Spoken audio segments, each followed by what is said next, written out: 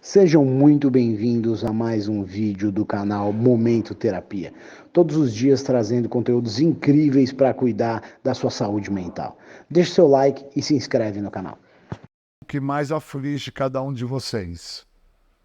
Por causa que eu consigo compreender claramente que aqueles de nós que hoje pertencem ao que o grupo tem a oferecer, que é uma condição da liberdade da doença da adicção, não é a liberdade do uso de álcool e drogas. As pessoas, eu entendo, dentro dos meus 28 anos que eu me encontro sem fazer uso de nenhum tipo de substância, que todas as vezes que eu retorno aos grupos, que por sinal é diário, eu frequento os grupos de forma continuada, diariamente, não mais para com que eu pare de usar drogas.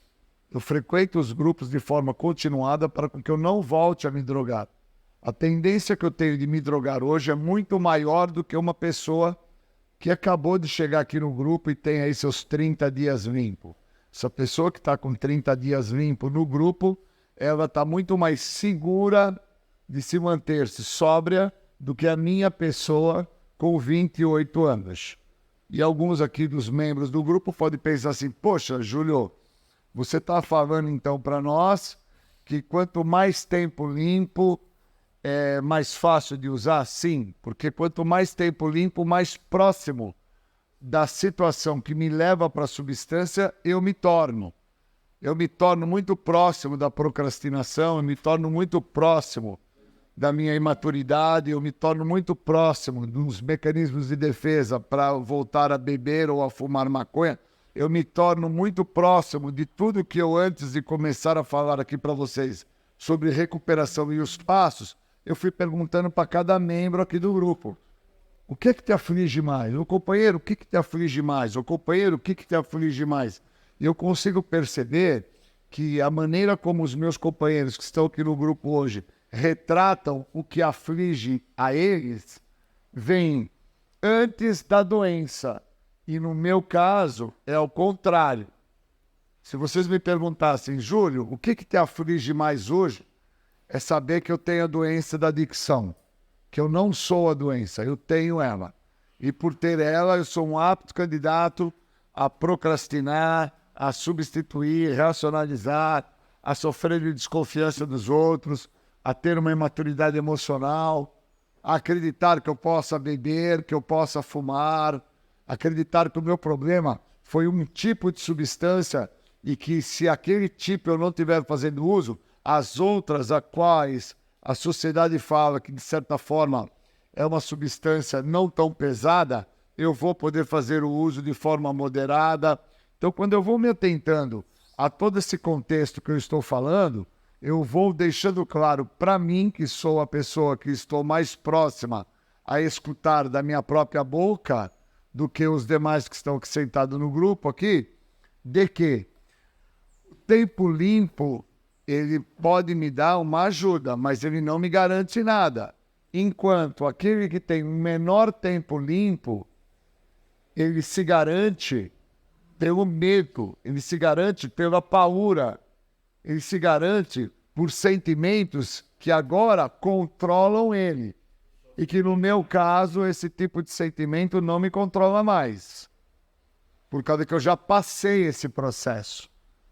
Então, isso que aflige aos novos, como vocês trouxeram quando eu cheguei aqui no grupo e perguntei o que te aflige, esse tipo de problema, onde cada um trouxe uma fala, fosse a imaturidade emocional, fosse o beber, o fumar, cada colocação que cada um dos membros aqui fez, para mim, hoje é muito claro que fica em segundo plano. Porque com o tempo que eu tenho sem uso de álcool e de drogas, eu estou muito esclarecido que o meu maior problema está em ser portador da doença da adicção. E que o uso da substância alteradora de humor, a questão da drogadicção, substância, não importa se ela é sólida, líquida ou gasosa, esta eu estou esclarecido que eu não tenho como fazer o uso dela e ter um resultado positivo. Mas, pautado em ser portador da doença da adicção, que está dentro de um desequilíbrio que eu trago, esse desequilíbrio não me deixa perceber o que está se passando comigo. E aí eu acabo me aproximando de lugares, de pessoas, de hábitos de pessoas, de coisas que essas pessoas fazem e que as mesmas não entendem o que estão fazendo. E quando elas forem se dar conta do que elas estão fazendo perto de lugares, pessoas e coisas, perto de situações que muito antes delas fazerem o uso de álcool e de droga, essas situações já estão controlando elas. No meu caso, com o tempo que eu já tenho sem o uso de nada alterador de humor, a minha tendência é me aproximar desse tipo de situação e acreditar que, como eu estou sem o uso há mais de 2 décadas e meia, eu não vou ter problema de voltar a usar. Só que eu já estou pautado num comportamento abusivo, que é o comportamento que antecede ao meu uso. Enquanto um novo, que aqui se encontra no grupo, que acabou de trocar sua ficha de 30 dias, 60 dias, 90 dias, ele está cheio de medo, de paura, ele está cheio de dúvidas, ele está numa condição que, se ele der mole, ele vai ter problema. Então ele não pode dar mole para tudo isso que, de certa maneira, está o impedindo de usar. Então ele se torna uma pessoa mais segura de si, não dá mole para esses momentos que ele está sentindo, se vigia mais e se anula da possibilidade de usar. Mas quanto maior for o tempo que ele for se permitindo ficar dentro do local onde ele se encontra, no grupo anônimo, no grupo dos alcoólicos, nos grupos que assim ele vai fazer parte, ele vai criando um auto-engano que está pautado dentro de um mecanismo de defesa chamado negação, que é o que acontece comigo, e eu passo a negar que aonde eu me encontro eu posso estar me tornando um apto candidato a voltar ao uso. Porque eu acabo me relacionando num bar onde tem uma sinuca, eu acabo me relacionando numa mesa onde tem um truco acontecendo, eu acabo me relacionando com um conjunto de pessoas que sofrem de um abuso de ordem sexual e exercem esse abuso dentro das casas de prostituição, e até então não tem o uso da droga inserido na minha vida, mas tem tudo o que antecede ao uso da substância na minha vida. Quando eu me der a devida atenção do que eu estou fazendo, já vai ser tarde demais e eu já estou na rota de colisão. Por isso que eu perguntei, quando eu cheguei aqui, no grupo que me convidou para falar de recuperação e os passos, sobre o que aflige as pessoas. E aí cada um trouxe uma narrativa dentro do que aflige a si mesmo, e eu não escutei vocês falarem sobre que a doença me apavora, a doença me aflige, a doença, ela me coloca numa condição de que eu estou à deriva. Eu não escutei. Então, quando eu não escuto isso, eu fico muito preocupado, porque começo, então, a dar atenção ao seguinte: eu fui tolhido, eu fui proibido, eu fui impedido de fazer o que eu queria. A minha vontade, a minha maturidade, ou então, a bebida que tem lá na festa. E, na verdade, tudo isso é secundário, gente. Eu preciso me atentar ao que é primário na minha vida. E o que é primário na minha vida é a doença da adicção. O que me torna adicto não é as drogas e nem o meu comportamento. E o meu comportamento, se eu olho a expressão comportamento, está dentro da fala a qual eu perguntei para os membros aqui sobre o que aflige cada um de vocês. E cada um trouxe uma fala, algo que significa a você, um adjetivo, vamos chamar assim, daquilo que você acha que é o que você tem um grande problema. E eu me escutei você falar o que ocasiona isso. E na literatura, na página 3 do Guia para Trabalhar os Passos, lá está escrito que o que te faz adicto não é o uso de álcool e de drogas e nem o seu comportamento. É a doença da adicção. Então eu tenho que ter, além de uma grande paura sobre ter a doença, um grande respeito por entender o que é esta doença que eu tenho. Senão eu não entendo. Quando um companheiro se vira para mim e fala: cara, minha grande dificuldade está nas minhas vontades. Aí o outro fala assim: ô Júlio, sou o companheiro Pedro e estou limpo aí há 6 meses, e o que muito me aflige que me tiraram a minha liberdade. Aí vem uma menina ali, ô Júlio, tudo bem? Eu sou adicta, meu nome é fulano de tal. E o que eu percebo que me aflige dentro dessa pergunta aí que você fez é que eu tenho uma reserva com o álcool. E essas mesmas pessoas, quando me trazem essas falas, elas me mostram que elas não estão atentas, que antes disso que elas estão buscando identificar, que é o que aflige elas, o que leva elas a se sentirem próximas e vítimas de serem, de certa forma, controladas por essas situações, é terem a doença da adicção. Porque eu, Júlio, adicto da doença da adicção, sofro de um descontrole emocional que trabalha na minha maneira de pensar, na minha forma de agir, no meu jeito de ser.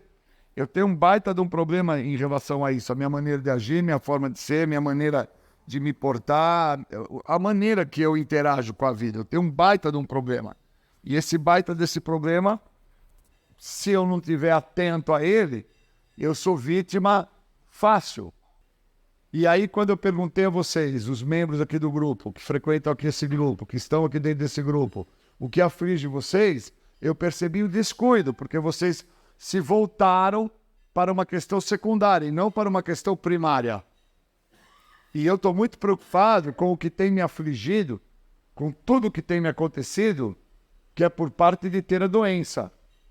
São os momentos que eu me encontro em desequilíbrio, são os momentos que eu me encontro com pensamentos intrusos, são os momentos que eu me encontro não entendendo o que está se passando comigo por causa das pessoas que estão à minha volta, dentro do que eu enxergo nessas pessoas, do que elas estão fazendo para a vida delas e que eu acredito que eu também tenho esse merecimento de ter o que elas estão tendo. Sejam esses meu pai, minha mãe, seja esse meu padrinho, meu primo, meu vizinho, seja quem for, porque algo que, infelizmente, prejudica e compromete a humanidade há tempos. Buda levou uma vida inteira estudando para tentar acabar com esse caos que aflige a humanidade, chamado comparação. Enquanto eu me comparo, eu não me aceito. Se eu não me aceito, eu estou no caos daquilo que está me controlando. Eu preciso entender por que uma pessoa designa a sua própria vida por uma eternidade à frente aí, por uma vida toda, se determinou a lutar em prol do ser humano, da paz, buscou trazer ao ser humano, através do que ele passou, um estado de equilíbrio.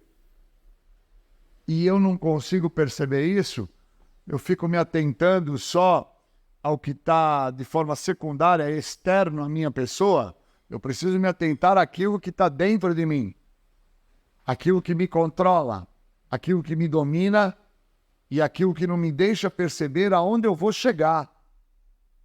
Senão eu fico colocando sexo no lugar, fico colocando carro no lugar, fico colocando moto, barco, lancha, fico colocando tênis, o boné, o relógio, a viagem, fico colocando tudo que é secundário. E aí não entendo, né? Que dentro dessa condição de desequilíbrio emocional, desse caos que eu trago, por causa da maneira como eu me comparo, eu nunca vou conseguir me ver em sobriedade, que é aceitando a vida da maneira que a vida se apresenta e vivendo ela. O programa me trouxe isso. Me trouxe a compreensão sobre o que é recuperação e os passos. Eu não entro em recuperação porque eu parei de usar droga. Eu entro em recuperação porque eu entendo que eu tenho que dar determinados passos para que eu não sofra desse desequilíbrio, disso que me aflige. Eu tenho a doença, eu não sou a doença. Queria agradecer. Obrigado.